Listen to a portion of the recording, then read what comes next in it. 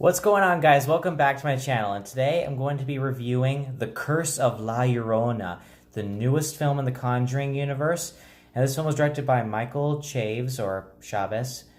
Sorry if I pronounced that wrong. And this is his directorial debut, and this film is about a social worker who's studying one of her cases, and then it turns out that La Llorona, also known as the Weeping Woman, it's a Mexican folktale, is technically behind some child abductions. Now, going in, I was pretty excited for this film because I am a huge fan of the Conjuring universe, particularly the first Conjuring and Annabelle Creation. Those ones I really like. Annabelle wasn't that great. The Nun wasn't that great.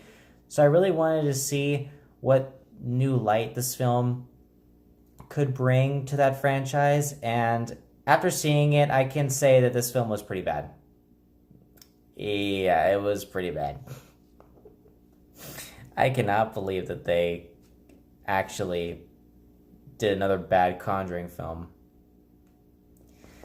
Alright, let me get into my negatives because there's a lot that I have to say. My first negative is that this movie should not be part of the Conjuring universe. To me, this film would have worked better on its own, as its own movie, because, like, come on. Like, they only mentioned the Annabelle doll, like, for 30 seconds in the whole movie, and that's it. One time. So the film shouldn't have been part of the Conjuring universe in the first place. Now, as for La Llorona herself, she is pretty scary to look at, but they reveal her way too much and too early on in the movie. Like, I found myself not scared by her after the first time. Like, if they would have left her, like, mysterious and, like, in the shadows for majority of the film and waited till like maybe the final half hour to reveal her, then it would have been more terrifying. And also, if this movie had taken place earlier, like not in a different country, it would have been much better. Like, if you guys have ever seen the movie Record, which is a Spanish horror film, if you guys ever get a chance to see that, I highly recommend you check that horror film out. It's it's Record. If it was something like that, it would have been way more terrifying.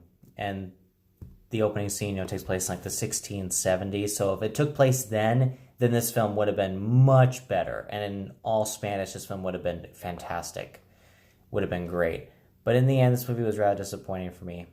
Also, so that's basically all the major flaws I have with the film. Now, as for positives, the acting in this film is great, especially the children. I love the kids in this movie. I thought they were fantastic, and plus they did have a lot of screen time, which is what I wanted, because they are in the trailers a lot. Now, speaking of trailers, this film technically, the trailer ruined this movie because they revealed every scary part of the movie in the trailer, and that was a huge disappointment for me. So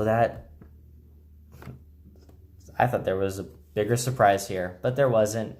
This film ended up being pretty bad. Now, I hope that I hope the new Annabelle movie that comes out later in June, in June actually, at the end of June, Annabelle Comes Home, I hope that movie will improve. Please let that one be good, because this was bad. Oh my god. Yeah, so really the only positive thing I can say about this film is the acting, which was fantastic. Everybody was great. Raymond Cruz was great. If you don't know who he is, he played Tuco in Breaking Bad, and I thought he wasn't going to be as funny as he was because he had some funny lines in this movie, so I was very happy to see him in this role, and he did a great job with this movie. But in the end, La Llorona, Curse of La Llorona was very disappointing. I'm going to give it a D+. Great. So thank you guys so much, as always, for watching. Look forward to my new review for, hopefully, Avengers Endgame will come out soon. So I'm looking forward to doing that review. So thank you guys, and see you next time.